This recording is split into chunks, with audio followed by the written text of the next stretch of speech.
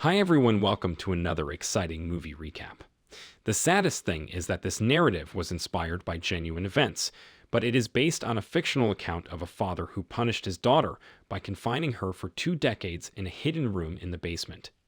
Please be aware that there will be spoilers. Relax and take it all in. The movie begins with a man driving a car carrying a girl to the hospital. The woman in the car is the girl's mother, and she is telling the man to go even faster while the girl is trying to breathe, and she is calling the man daddy. Suddenly, the girl stops breathing, and her mother is trying to bring her back. After the car reached the hospital, the man warned the woman not to tell a word. The main story begins 20 years earlier during a family dinner when the young girl in the family, Sarah, asks Don why he is doing this, and he tells her that from now on she has to live as he wishes and she has to obey his rules. He tells her that if she wants something, she has to earn it, but Sarah doesn't respond to him. Don warns Sarah about the keypad, telling her that if she enters the wrong code 3 times, the power will go out and ventilation will stop, and that he changes the pass. Iron tells the police officer that Sarah will never run off like this, but Dunn changes the statement and gives another one when the officer asks whether anything is missing. Don says that some clothes in a travel bag are missing. A police officer comes to investigate the missing person complaint while he questions Irene, and Amy. Dunn enters the room. Don becomes angry and attacks her. He rapes Sarah and locks her inside. Irene doesn't agree with Dunn, and she tells the officer that Sarah will never leave without informing her. She also mentions that Sarah hasn't reached the age of 18 yet. The officer leaves after filing a missing person report, and Dunn also tells the officer about Sarah's plans to the police officer. One day, Sarah's boyfriend, Chris, comes to her house with a gift that she asked him for, but Don misleads him by giving him the wrong information. Don tells Chris that Sarah had a boyfriend named Steve, and that the two of them plan to run away after graduation. Don pretends that Sarah is still in contact with them, and he sends Chris back, telling him that he will inform Sarah. Don paid her a visit on her birthday and gave her a cake dressed as a red dress as a gift. She requested television, but Don informed her that if she wants something, she needs to work for it. Sarah had requested a clock at the time, and Dunn had given in to her request and called her close. In the following scene, she was given a clock. She had the plan to assault Dawn with the lid of a food container one day, but she was unsuccessful, and Dawn ended up breaking her arm and raping her again. After 365 days, Sarah gave birth to a baby girl, whom she named Marie. One day, Dawn delivered food and medicines, along with a knife. Sarah looked at the knife, but she kept it away since she is helpless.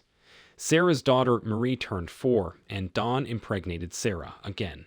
She got used to the situation, and everything seemed normal. Don and Sarah behaved like husband and wife in front of Marie.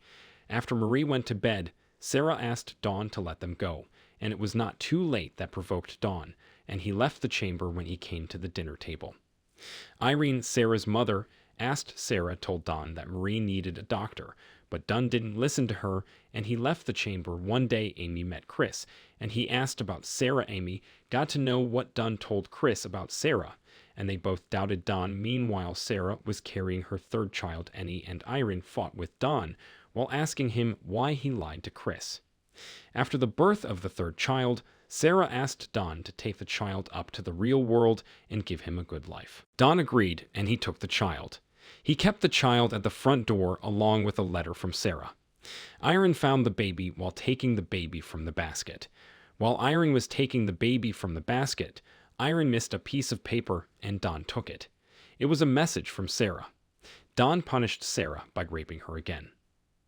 Sarah was pregnant with her third child. Marie and Michael grew older. Sarah stopped Dawn from looking at Marie, and she warned Dawn not to touch Marie. Getting provoked, Dunn turned off the power one day, and they noticed water dripping through the roof. Sarah tried to dig up, expecting they could escape.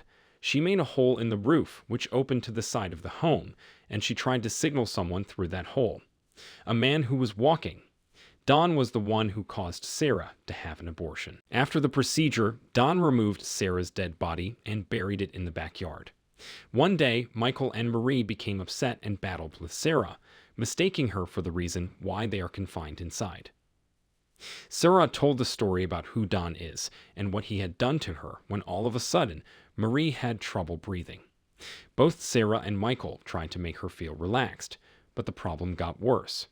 One day, Michael attacked Don when he talked rudely to Sarah, but Don pushed him away and walked to the chamber, where he turned off the power again.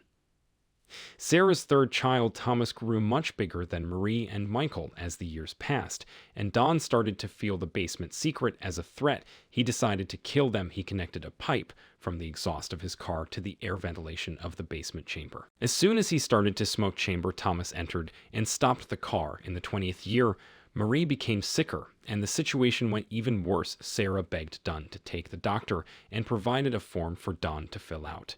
Sarah asked permission to use the restroom, but Don denied her request. Sarah purposefully spilled water on the form. Don went to get a new form, telling Sarah to not move from the place. However, as soon as he went, Sarah ran to a police officer and asked for help. The police officer arrested Don and saved Michael from the chamber in the climactic scene. That's it for today. Thanks for watching, guys.